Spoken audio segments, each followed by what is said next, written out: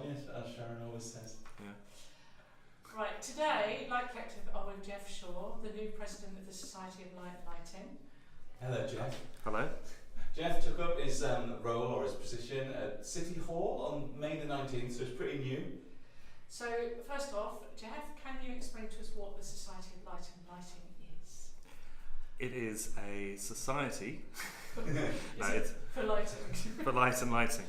It's a society that looks after the interests of all professionals in the lighting industry, all people with an interest in light, from obviously lighting designers, engineers, manufacturers, anyone who's interested really, physicists, opticians, are all welcome. And we're part of CIBSE, the Chartered Institute of Building Services Engineers. We author a lot of the guidance that's used in the UK and by extension around the world and influence standards. And we publish the Lighting Research and Technology, the foremost lighting research paper in the world. And we've got about 3,000 members and growing strong. And we look after all the interests of lighting and try and influence how things are going. And can you tell us what some of your sort of long-running, best-known initiatives are? The societies, as opposed to... Yes. Tell us off camera. Well, I think what we're best known for is things like the Code for Lighting and the lighting guides that are written on various topics. Yeah. And those are things that people across the industry do use quite a lot in order to, as guidance, and end users often require guidance within them to be met. So I think that's what we're best known for. That and the Lighting Research and Technology.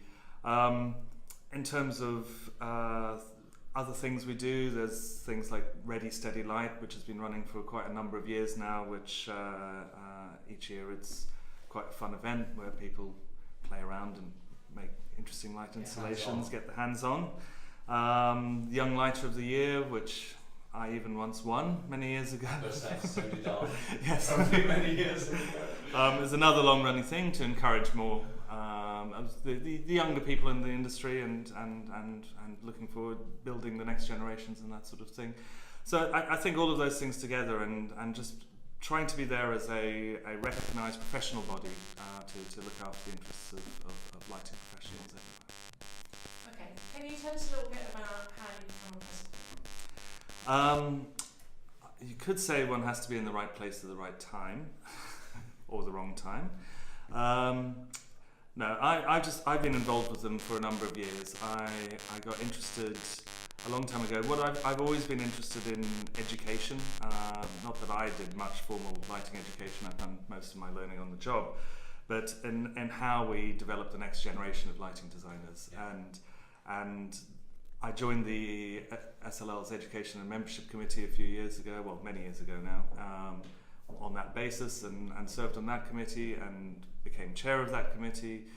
And have sat as the chairman of that committee for about 8 years and sort of got elected from within the society to president. So now's probably a good time to say where do you keep your medal? So you get a medal, don't you, as president? There is a presidential medal, yes. If either of you'd come to my inauguration, you would have seen Liz Peck, the immediate past president,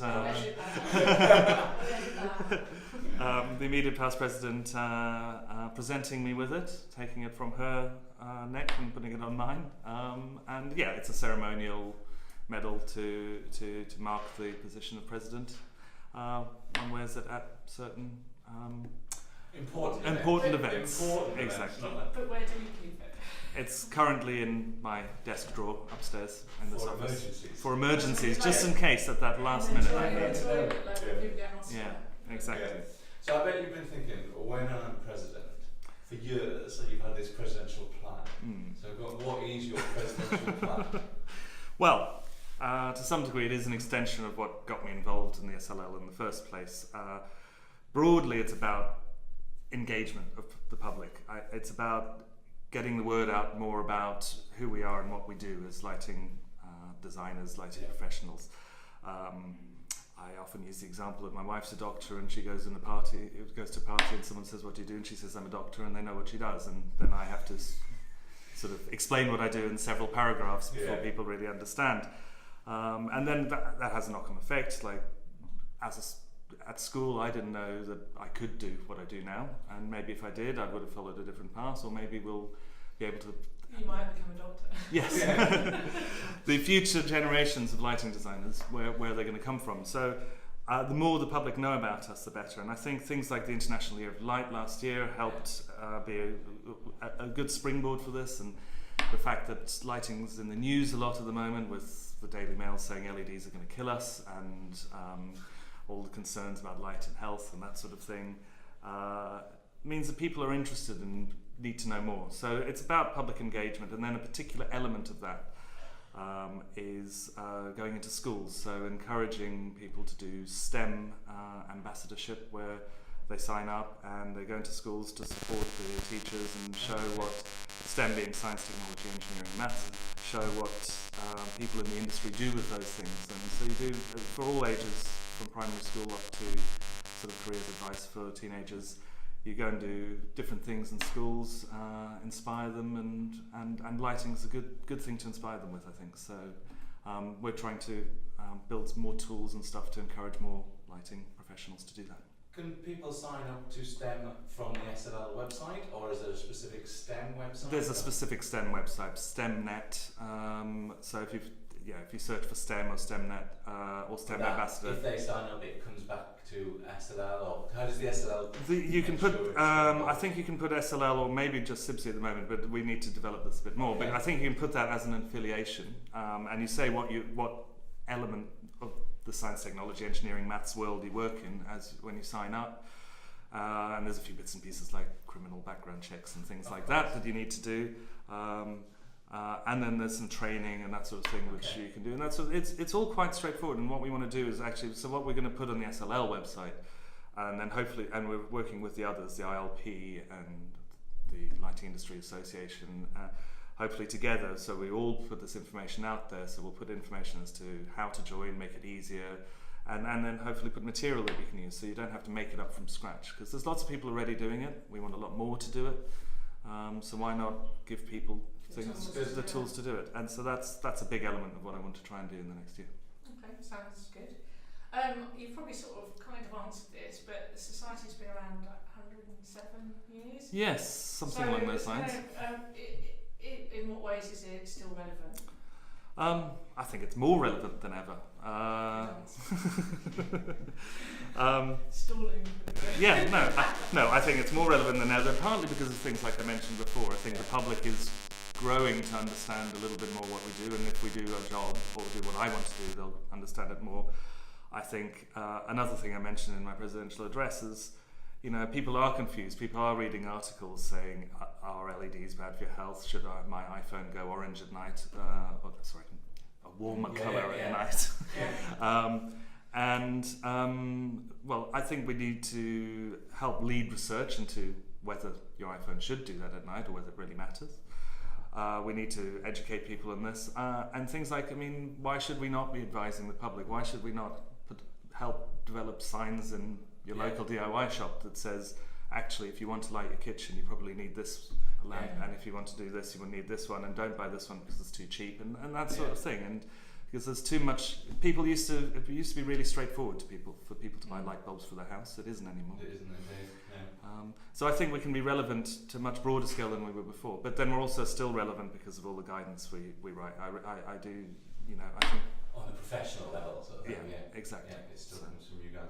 Can people get involved with the SLL even if they're not members, or is membership the only way? No, you're very welcome to get involved even if you're not. The various events we run are open to everyone. Things like the master classes, which I haven't mentioned, but things like there's a series every year of seminars that we run, which are sort of one-day seminars, different subjects every year around lighting. Those are paid events, and they're cheaper if you're a member, but you can still come if you're not. Things like Ready Steady Light, similarly, I think you pay a small fee to join. It's good fun, and it's cheaper if you're a member, and a bit more if you're not. But at the end of the day, we welcome everyone, and it's in our interest to build our membership, so the more we are open to everyone, the more maybe people will decide to join in due course. So President by night. By night. Yes. What does Jeff Shaw do by day? Well, my day job is I'm a lighting designer for Arup, and so I still do that, try and fit that in, and then in between, I obviously have a family too, so it's quite full.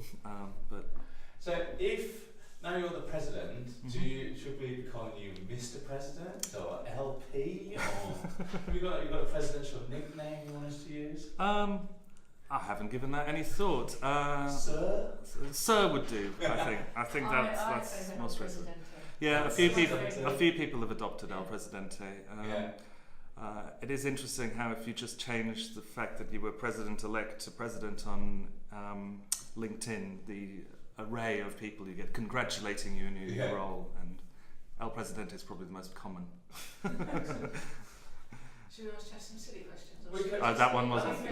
Leave it at that. It's a sensible thing. Oh, okay. Yeah. No silly questions? So. All right. I don't know, you can answer one if you were. Just they didn't sound right after all. No, that sounded so professional. Yeah. But all right. Sorry if I was too grown up. No, why don't we put a couple in at the end, sort of like little secrets. So, what words or phrases do you think you most overuse? Obviously to do with light, but... Someone told me the other day that I use the word nice too much. Ooh. Nice light. So it's not descriptive enough, which is probably fair enough. That's nice. So is that a nice answer to that question?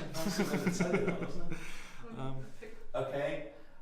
You mentioned sort of not knowing about lighting designs. What did you want to be when you were growing up? I wanted to be a film director. Really? Light related. Yeah, exactly. I did want to do lighting, but didn't really know it. I think I didn't know that. There were lots of bits and pieces in my childhood that, if you put it together now, you can see that I was interested in lighting. Nice. But I always fantasized about being a film director as a child, and then I just sort of chickened out trying to do that because it's too difficult. And I was interested in buildings too, so I thought, oh well, I need to be an architect or a structural engineer, because that's what I thought you had to be. Yeah.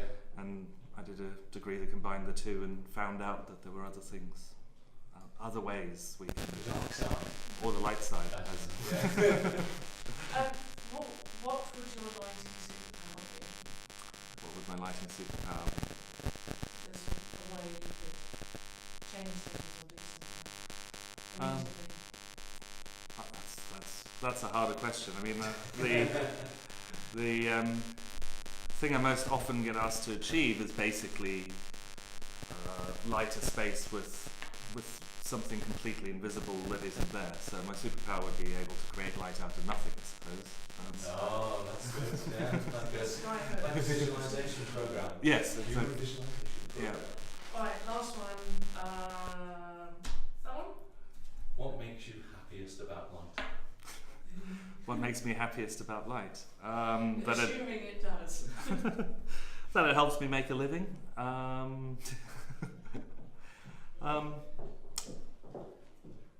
I don't know.